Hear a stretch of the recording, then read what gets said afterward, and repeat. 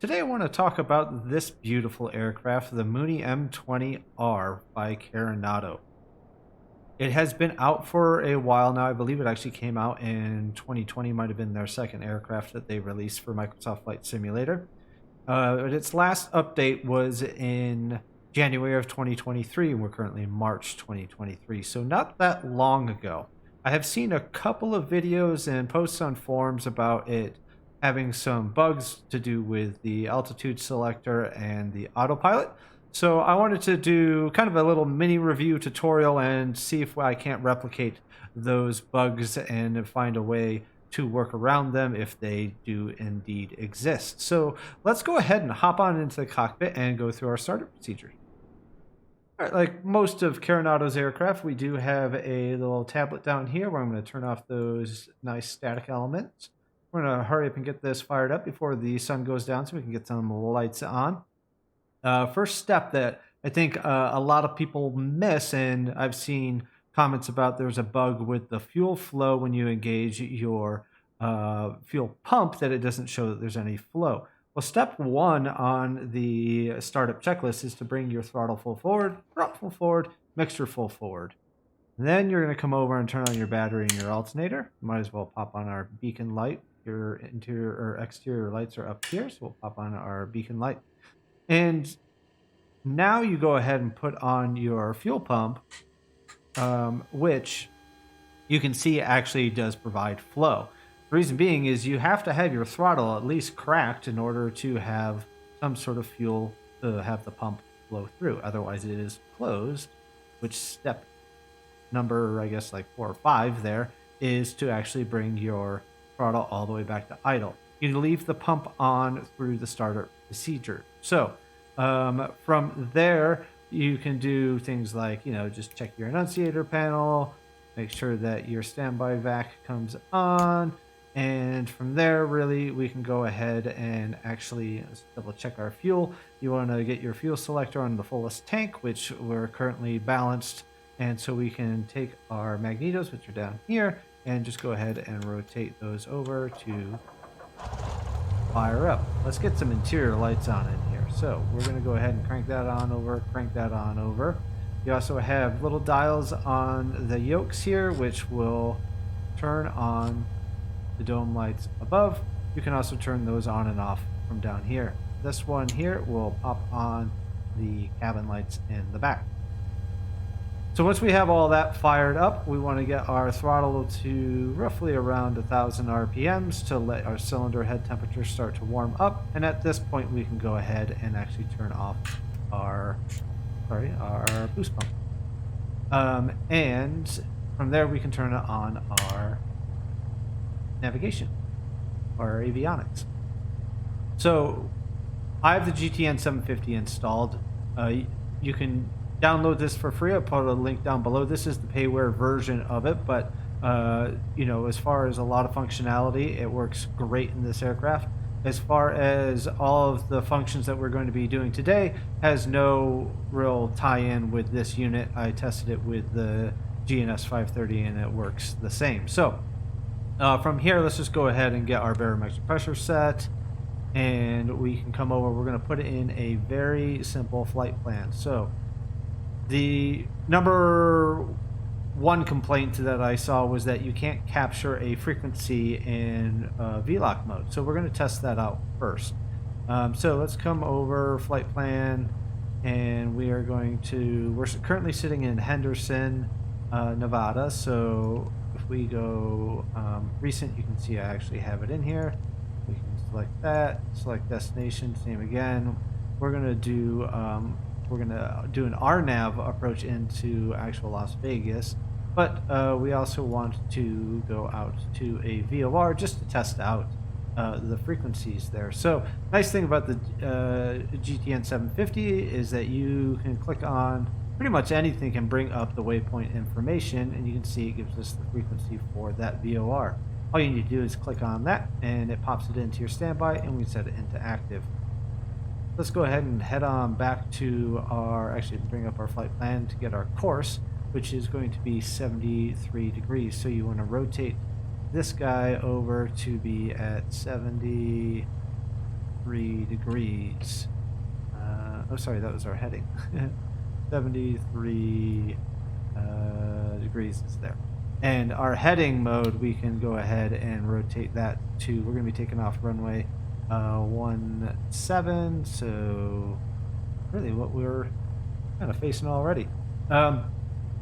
Then as far as getting our altitude pre-selector going, this is, I will agree, it's a little misleading. We're going to just say we're going to go up to 6,000 feet. So we put that in the pre-selector, and you would typically hit arm, and you would just get this little annunciator that says arm. What that means is that it's kind of like loaded, so that way when you engage, it knows to go to 6,000 feet.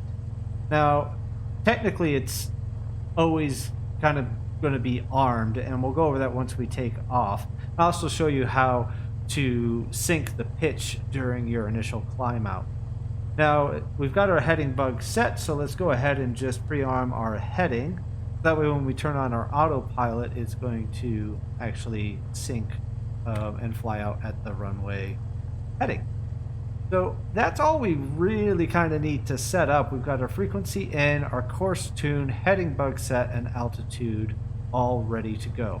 Let's go ahead and just pop on our taxi lights, and we're going to go ahead and taxi on over to runway 17. All right, so a nice short taxi there to get ready for takeoff. We're just going to get our transponder over to alt mode, and then we want to go ahead and make sure that our trim is set and do 1 notch of flaps. Then you want to make sure that your cylinder head temperature is at least 250 degrees, which mine is just over. We get lined up here. Now you want to be on your fullest tank, which technically we're still level, but we did burn up fuel during the taxi and sort of rollout there. So what you would do is swap over to your fullest tank, which we know our right is because we haven't even used it. This is when you have to pop on your fuel pump. You swap it over, then you can turn off your fuel pump, and that's how you change over tanks. So we're on our fullest tank. We've got all our avionics set up, ready to go. We're going to go advance to full throttle and rotate around 75 knots. So let's go ahead and start slowly applying that power.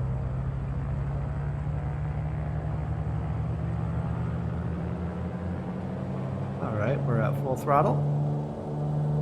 Now this aircraft sits very nose high.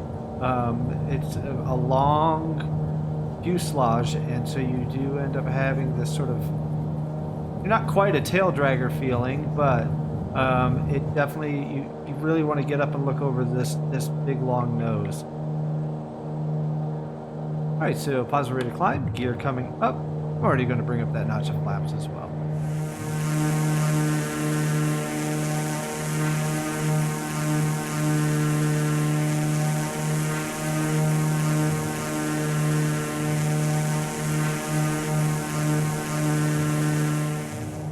So we can go ahead and arm our autopilot now, and it's going to sync pretty much with our heading, and you can see that it's doing its best to try and keep our vertical speed where it needs to be, but it hasn't been engaged yet. So if I nose this down just a little bit, click engage, you can see that vertical speed came on and arm came on, and if we check our vertical speed by clicking on that one there, you can see that it locked on when I engaged it to what we were at. So that's very easy to get that to sort of like be like, boom, all right, set at your current pitch. Now we want to bring our power back down to around 24 inches of manifold pressure, leave our RPMs full forward, and we just want to make sure that we're watching our mixture to be kind of in that blue arc.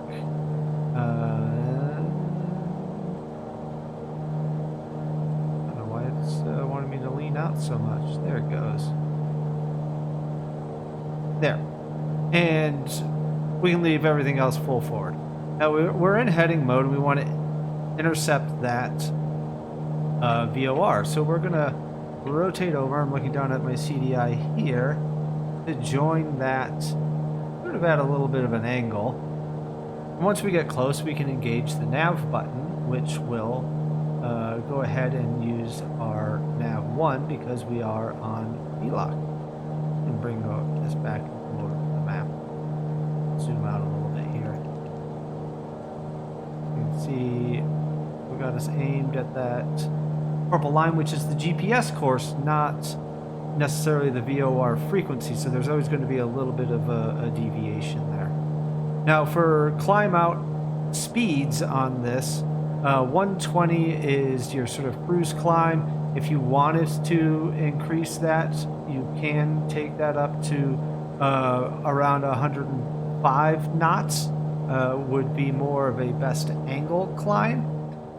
You can see that's settling down to about 105, which is our best rate. If you need to start, adjusting that, same again, watch that manifold pressure, bring that back up to 24. And if you needed to drop that down, you could. Now watch there.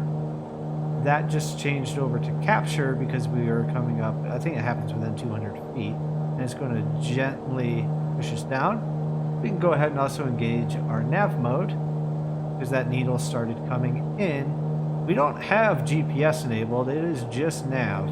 We have a course and a frequency, and we're going to carry on out to follow that radial. So that is bug number 1 debunked. That works totally fine. That will follow it all the way out, and you can see on our flight plan that it's actually got us looping around because I have us going to Vegas. But we're going to check out the strip, so we're going to let that sort of fly along for just a minute. I'm going to talk about our cruise settings here, where you have a little cheat sheet up on the visor here if you wanted to look at that. So we're at 6,000 feet. 75% power at 2300 RPMs. We need 23.6. So you'd go through and you'd reduce your RPMs first, and we're going to bring those down to 2300. So looking at that guy there.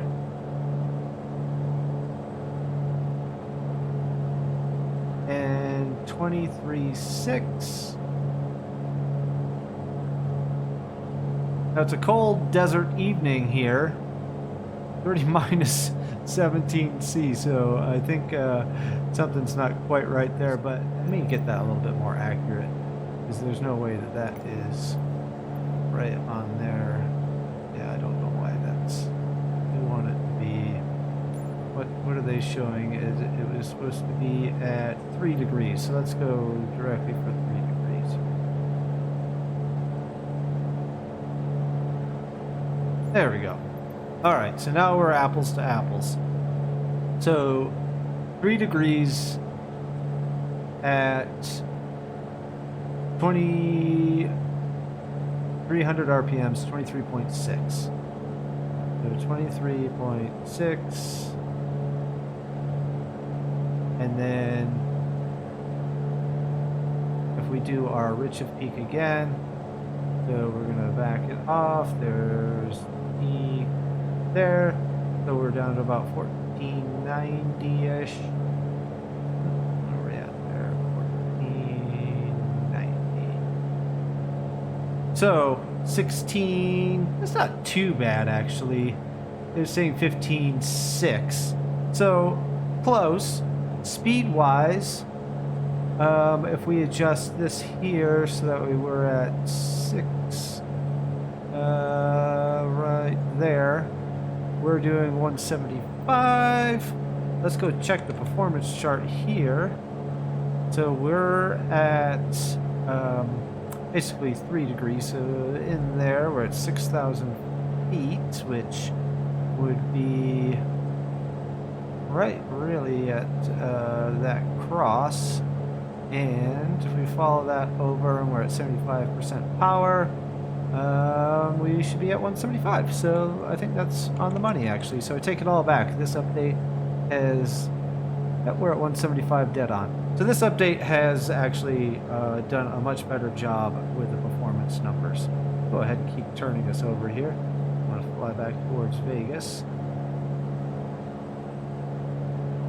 And now all I'm doing is adjusting the heading mode as we fly to get us to where we need to go. We're going to load up an RNAV approach once we've flown over the strip a little bit. So I'll rejoin once we're closer to the strip.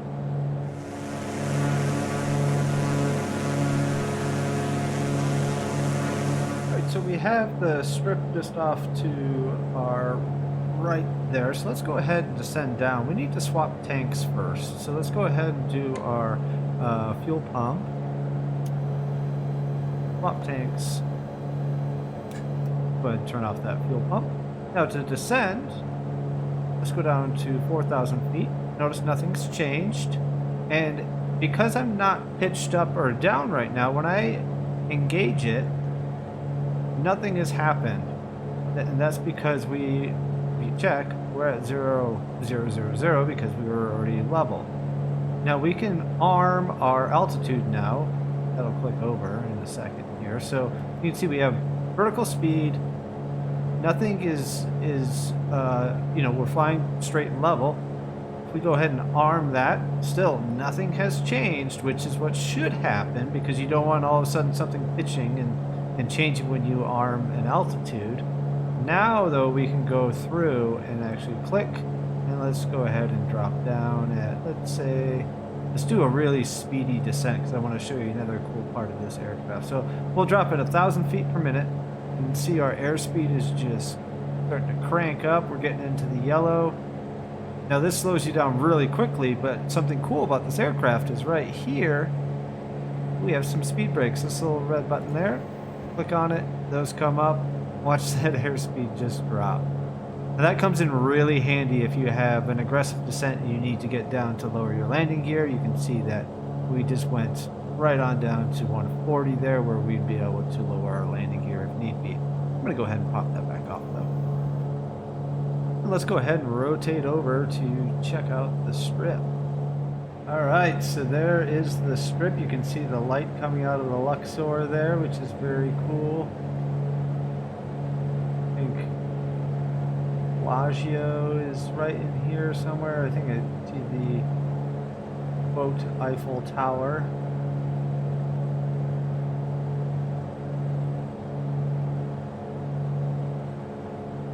This light package definitely adds. They've got quite a few of them for different areas. There's payware versions you can buy in the marketplace, which I think do a good job as well. But obviously they cost money, where this does not. Yeah, there's the Bellagio there. We should see not necessarily the fountains, but the pool at least. And I think there's little lights showing where the fountains would be. Yep. How cool does that look?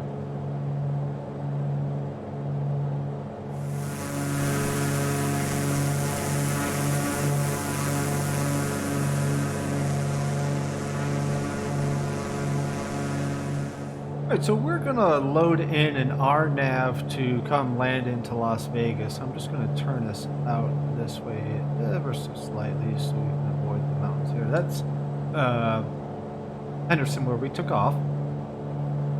Now, to load your approach in here, it's very cool. I'm going to show you a couple of things that you can get with using a Navigraph subscription as well. So we can come over to our flight plan, and we click on Las Vegas, and we want to load a procedure.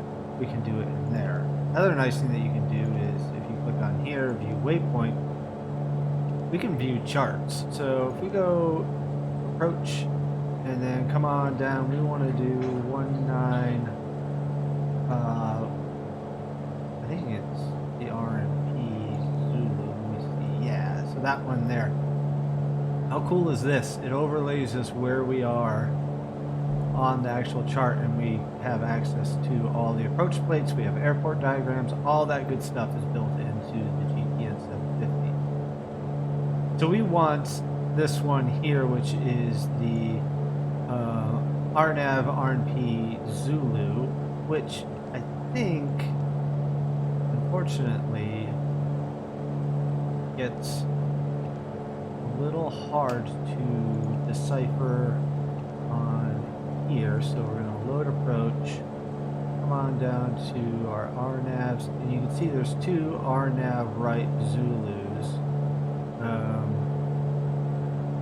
Is there just one?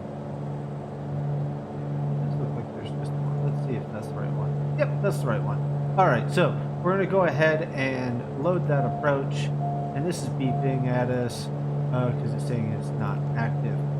So let's go back to the map and just have a look at the best way to enter onto that approach.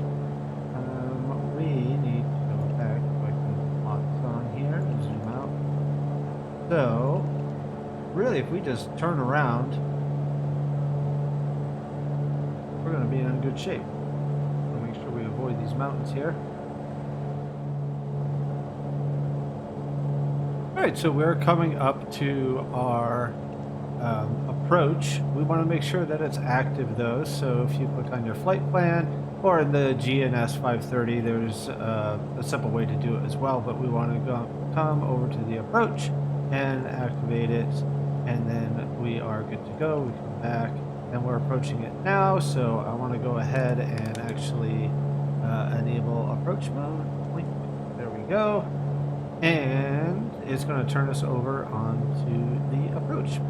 Now we're descending down to 3,500 feet, which is our first constraint. You can see I have that set up in here.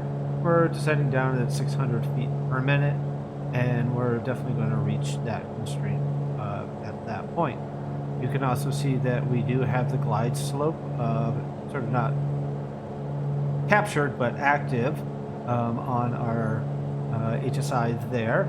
And we are going to have a fun approach into 19 left with the strip, so we're going to get configured for landing here. I'm going to start to slow us down, and we're going to come full forward on our RPMs and full forward on our mixture. And once we get below 140, we'll go ahead and lower that landing gear, and then we're just going to have some nice views coming in onto 19 left there. We'll just carry on in. I'm going to continue slowing on down and start introducing the flaps as we get closer.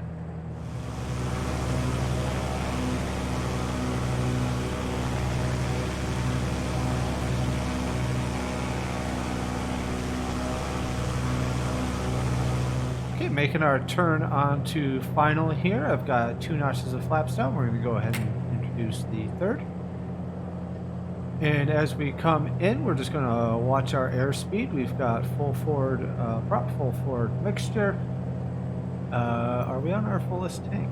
We are not. Let's go ahead and make sure. I should have checked that beforehand. Up on that fuel pump, swap it over, pop it off. I like to keep my speed up a little bit on these approaches because sometimes if there's fluctuations in the glide slope where the autopilot is chasing it, you've got a little bit of room for error there. And those poppy lights, they get a little bit inaccurate the closer you get, but we're going to go ahead and disengage autopilot here. Now this aircraft does sit nose high, like I said in the beginning, so it's a little, you really kind of have to not necessarily flare more, but pitch up a little bit more than you would think in order to get the main wheels to touch down first. Just coming on in.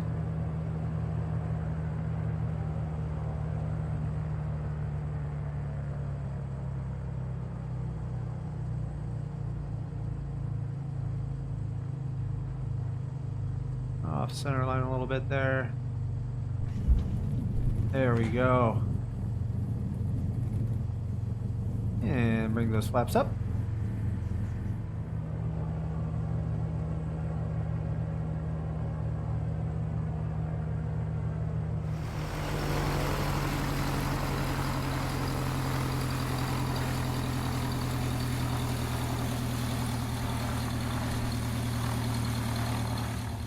So overall, if you're still thinking about purchasing this aircraft in 2023, I would say that it is an absolute blast to fly.